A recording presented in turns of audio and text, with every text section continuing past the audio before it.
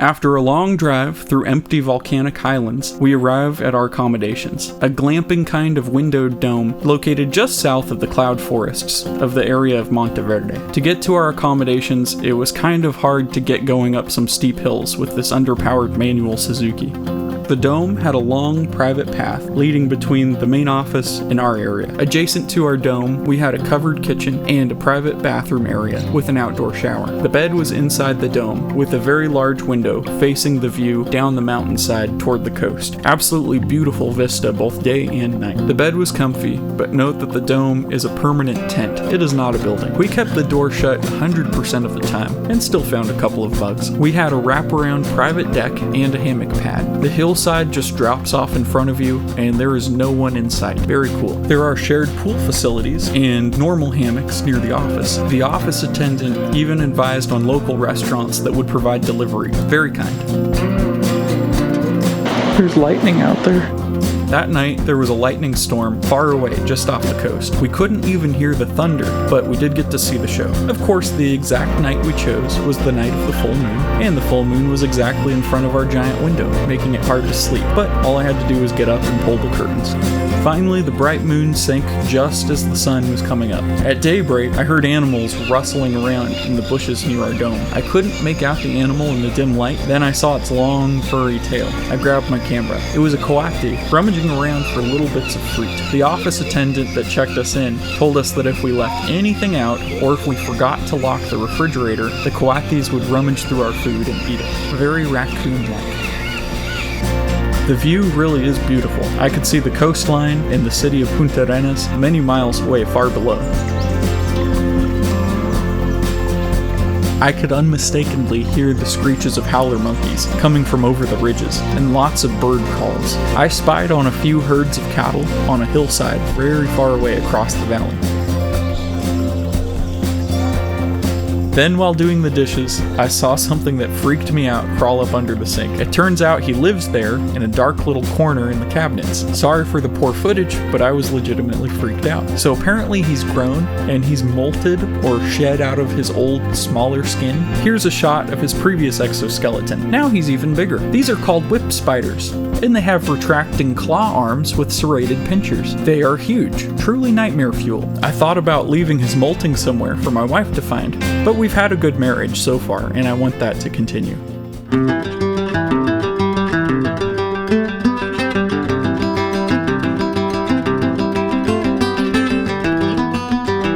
On our way down to Playa Esterios, we stopped at a beach near Punta Arenas that had many food vendors. Brittany enjoyed the warm sun and sand. This area is a busy shipping harbor with a port. We watched fishing ships, cargo ships, and I think a couple little yellow Coast Guard patrol boats.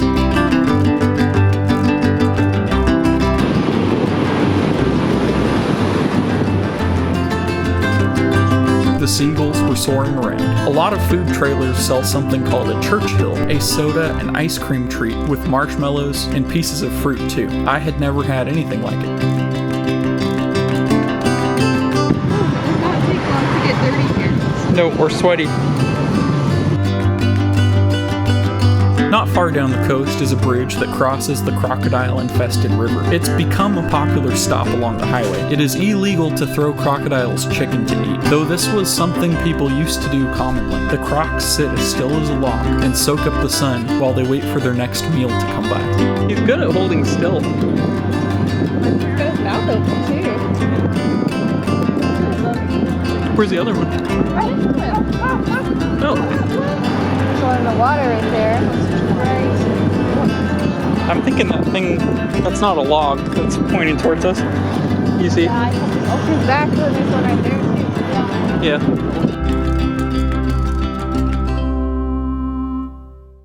A little further down the coastline is the larger city of Jaco, and just south of there is a beautiful steep coastline with waves battering the rocks below.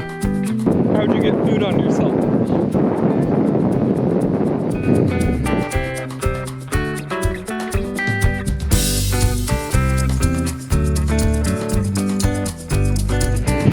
He's just sunning himself. An iguana. There's more over there. Do you see them bobbing their heads? Did he bite? These ones are bigger. Here, iguana! He's not gonna come like a cat. He walks funny. There are iguanas scurrying everywhere. Here you find the touristy Paco sign to take your picture with. The views are really nice here.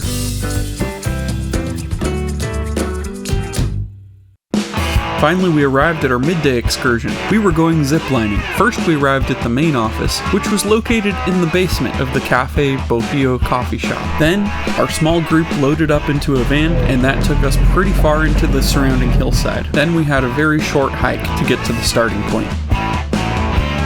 His stick shift driving better or worse or the same as mine? The same. My wife had never been ziplining. She felt pretty nervous. I was a little surprised she agreed to try it at all, but it was very safe. Not too scary. No.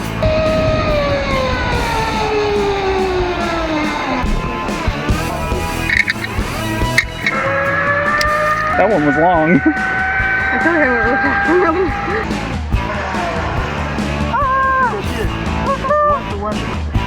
You might have to crawl. Oh, he gotcha! Como la pesca. Like fishing, Brittany. They keep you tethered in while you're on any kind of walkway or platform waiting for your turn. The view of the ocean was beautiful. Some of the platforms are very high off the ground. They're a long way down. I'm afraid of heights. I'm afraid of falling. Call me up here. Ready?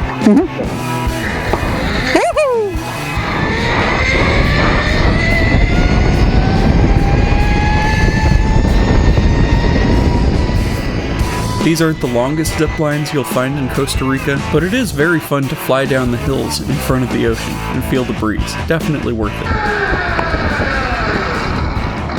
I think I hit a bird or something hit my leg. You hit a bird? Something like slammed into my leg. I hit a couple trees on the last one.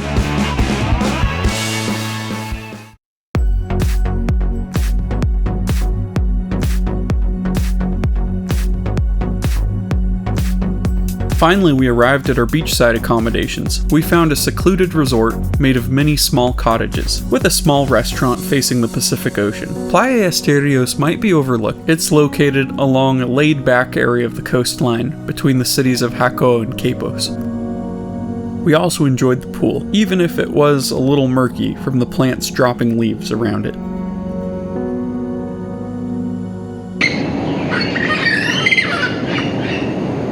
This is the perfect place for couples to spend time together. Well, maybe couples don't always get along, I guess.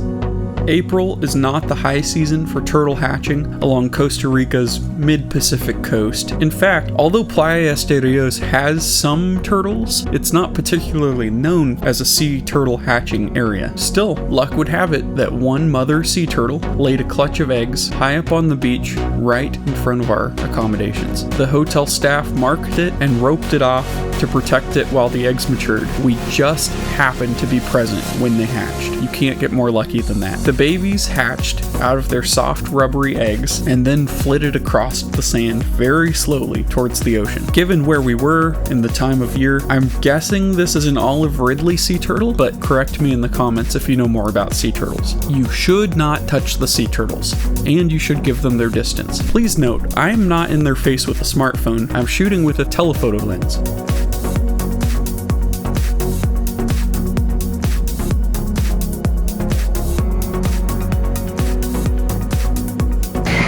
Oh, it'll be hot up here. Yeah.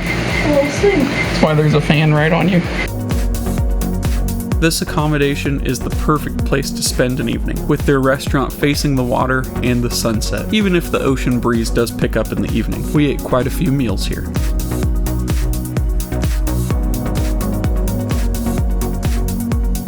You can't eat with the cat there. You can't eat with the cat there. There are two cats that live here. One is extremely friendly. He liked to lay on our table at the restaurant to get attention. The employees did check to see that that was okay with us, though. He's a very disruptive cat. Ew, he probably poops in the sand. Gross. My wife let him sneak into our room, and he made himself at home. He's our cat now. Oh, our room didn't come with a cat. It did. This is the best place we've ever stayed. Oh, you're gonna claw our bed.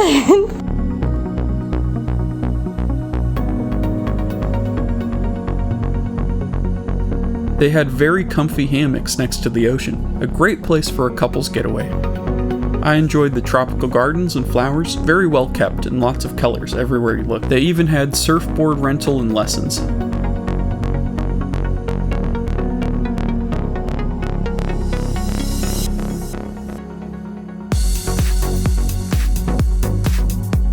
Every morning they have a yoga class. My wife enjoyed that. We got to walk up and down the wide, soft beach sands, looking for seashells and sand dollars, and actually finding a lot of them. I can't think of anywhere more relaxing.